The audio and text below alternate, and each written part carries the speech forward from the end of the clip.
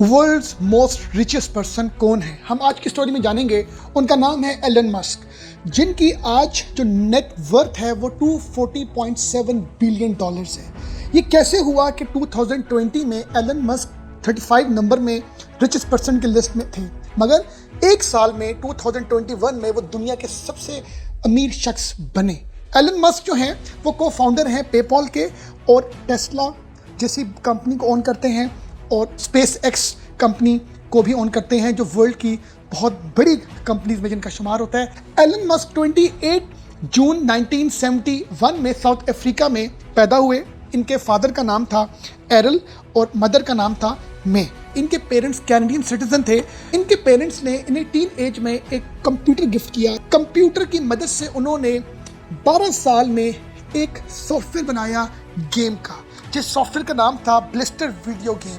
एक ऐसा सॉफ्टवेयर था जो इन्होंने $500 में इन्होंने ये सॉफ्टवेयर सेल किया और ये इनकी ज़िंदगी की फर्स्ट अर्निंग थी, जो इनके लिए बहुत बड़ा मोटिवेशन का सबब बनी। और आज एलन मस्क की जो सक्सेस है उसके पीछे ये इनका फर्स्ट सोर्स ऑफ इनकम और फर्स्ट एक इनके लिए मोटिवेशन थी जो इन्होंने जो है हासिल की अपने उस सॉफ्टवेयर को सेल करके। लेट टीन एज में एलन मस्क ने साउथ अफ्रीका को छोड़ा और वो अपनी फैमिली के साथ कनाडा शिफ्ट हो गए। कनाडा में उन्होंने क्वींस यूनिवर्सिटी इन किंगस्टन ऑन्ट्रियो से उन्होंने अपनी स्टडीज़ की। फिर वो मूव कर गए 1990 में यूएसए, जहाँ से उन्होंने बैचलर्स किया इकोनॉमिक्स एंड फिजिक्स में। फिर वो मूव हो गए कैलिफोर्निया, जहाँ पर उन्होंने स्टैनफोर्ड यूनिवर्सिटी से अपनी फर्दर स्टडीज़ को कंटिन्यू करने का इरादा किया, मगर 2 दिनों के बाद ही उन्होंने यूनिवर्सिटी को छोड़ के अपना बिजनेस स्टार्ट करने का प्लान किया। ये वो वेंचर था जो उन्होंने स्टार्ट किया अपने भाई के साथ, जिनका नाम है किम्बल। 1995 में अपने भाई के साथ मिलके एक कंपनी इस्टेब्लिश की, Zip2, जो एक सॉफ्टवेयर कंपनी थी जो उस टाइम पर डायरेक्शंस के ऊपर जैसे कि हम आज गूगल मैप्स को जानते हैं, इसी तरह की इन्होंने यूएसए की मल्टीपल सिटीज़ के ऊपर डायरेक्शंस के हवाले से, लोकेशंस के हवाले से और येलो पेज डायरेक्टरीज के हवाले से इन्होंने ऑनलाइन सॉल्यूशंस दिए जो लोगों के लिए बड़े हेल्पफुल थे, क्योंकि उस टाइम पर लोगों को कहीं पर जाने के लिए लोकेशन समझनी पड़ती थी, पूछना पड़ता था। मगर इस ऑनलाइन सॉफ्टवेयर की मदद से लोग अपनी जो लोकेशंस में बड़ा इजीली पहुंच सकते थे और किसी भी ऐसे बिजनेस डायरेक्टरी से जो इन्फॉर्मेशन उनको येलो पेज की मदद से लेनी पड़ती थी, वो सारी इन्फॉर्मेशन वो अपने उस सॉफ्टवेयर की मदद से लेते थे। तो ये लोगों के लिए बड़ा ही एक एडवांटेज था उस टाइम पर इस सॉफ्टवेयर की मदद से। ये सॉफ्टवेयर Zip2 कंपनी ने जो डेवलप किया, ये इतना सक्सेसफुल हुआ कि इसको एक कंपनी थी कॉम्पैक्ट, उसने 1999 में $307 मिलियन का परचेज किया।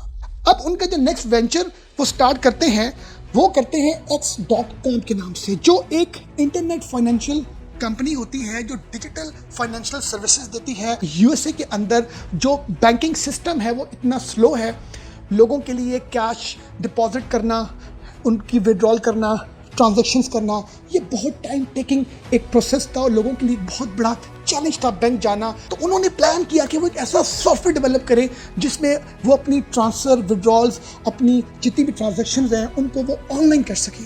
तो ये सॉफ्टवेयर उन्होंने X.com कंपनी सॉफ्टवेयर हाउस के अंडर रहते हुए बनाया। ये इतना सक्सेसफुल हुआ कि एक दूसरी कंपनी उसने इस कंपनी को बाय करने के लिए एलन मस्क को अप्रोच किया। उस कंपनी का नाम था कॉन्फिनिटी। कॉन्फिनिटी ने और X.com ने जब अपना मर्जर किया तो फिर इस कंपनी का नाम हो गया पेपॉल, जिसको हम आज जानते हैं। पेपॉल में Elon Musk main share holder थे। टेस्ला जो है ये 2003 में ऑलरेडी एक कंपनी थी जो एलन मस्क ने नहीं इस्टेब्लिश की। ये 2003 में 2 इसके को फाउंडर्स थे, एक का नाम था मार्टिन और दूसरे का नाम था मार्क।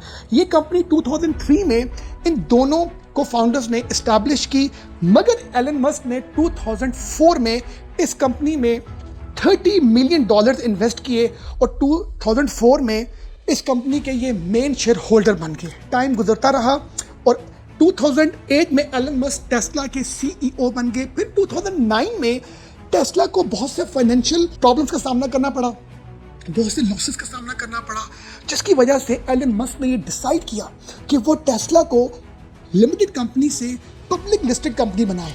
जब ये कंपनी पब्लिक लिस्टेड बनी तो उस टाइम पर टेस्ला का जो शेयर था, जो शेयर वैल्यू थी वो $17 थी, मगर 14 जनवरी 2020 को टेस्ला का जो शेयर था वो $854 तक चला गया। एलन मस्क जो है वो 29% उनका स्टेक था, उनके पास शेयर्स थे टेस्ला कंपनी के, जिसकी वजह से एलन मस्क 2021 में वर्ल्ड के रिचेस्ट पर्सन बने। वो टाइम था 2020 का जिसमें टेस्ला को बहुत फाइनेंशियल बेनिफिट हुआ। एलन मस्क ने बहुत से पैसों को उसमें री इन्वेस्ट किया और इसी तरह 2008 में टेस्ला ने अपनी फर्स्ट कार लॉन्च की जिसका नाम था टेस्ला रोडस्टर। और इसी तरह 2021 में जो एलन मस्क थे उनकी जो नेट वर्थ थी वो $200 बिलियन हो चुकी थी। एक बड़ा ही इंटरेस्टिंग फैक्ट है कि आज एलन मस्क के जो भी नेट वर्थ का 99% उन्होंने री इन्वेस्ट किया है, जो अराउंड $200 बिलियन की अमाउंट है वो उन्होंने री इन्वेस्ट किया है टेस्ला में और स्पेस एक्स में।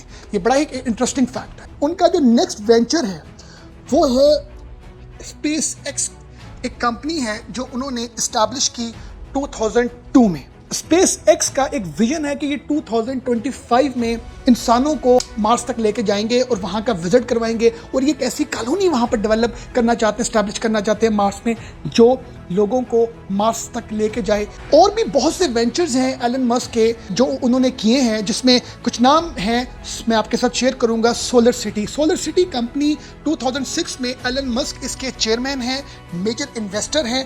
ये कंपनी का क्या मिशन है कि ये सोलर की एक्सपेंशन कर रही है यूएसए में और जगह जगह पर सोलर सिस्टम्स जो इंस्टॉल कर रही है। 2013 में ये सोलर सिटी कंपनी यूएसए की लार्जेस्ट कंपनी बन चुकी थी जो सोलर से रिलेटेड अपनी सर्विसेज दे रही है।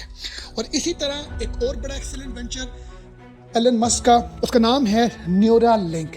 ये उसके को फाउंडर हैं। ये बेसिकली एक ह्यूमन ब्रेन को और कंप्यूटर को आपस में इंटरलिंक करने के ऊपर काम कर रही है। इसी के साथ अगर हम बात करें एक और कंपनी जिसके एक को फाउंडर है जिसका नाम है ओपन एआई आर्टिफिशियल इंटेलिजेंस, जिसको हम सब जानते हैं। तो एलन मस्क जो है वो अपनी ज़िंदगी में उस तरह के वेंचर्स, उस तरह के बिजनेसेस कर रहे हैं, उस तरह की पार्टनरशिप्स कर रहे हैं जो हम इंसानों के लिए बड़ी ज़्यादा वैल्यूएबल हैं। हम लोगों के लिए, हम सब लोगों के लिए उन सब सर्विसेज का, जिन सर्विसेज को लेके या जिन चीज़ों के ऊपर लेके एलन मस्क काम कर रहे हैं, सबसे इम्पॉर्टेंट लेसन ये है कि एलन मस्क जो हैं वो मटेरियलिस्टिक चीज़ों में अपनी स्पेंडिंग्स या अपनी इन्वेस्टमेंट्स नहीं करते, क्योंकि 99% जो उनकी नेट वर्थ है वो उन्होंने अपनी ही कंपनीज की स्टॉक्स में इन्वेस्ट की है। उन्होंने कोई बड़े बड़े क्राफ्ट्स नहीं लिए हुए, उन्होंने एयरलाइंस परचेज नहीं किए हुए, उन्होंने बड़े बड़े जो हैं वो मेंशंस नहीं रखे। उन्होंने अपनी सारी इन्वेस्टमेंट को री इन्वेस्टमेंट के ऊपर जो है लगाया। उनके पास जो है उन्होंने अपनी कंपनी में फर्दर ग्रोथ के लिए उन पैसों को स्पेंड किया। वो उन बिजनेसेस के ऊपर काम कर रहे हैं, वेंचर्स के ऊपर काम कर रहे हैं जो इंसानियत की बेटरमेंट के लिए है। Thank you very much for watching us.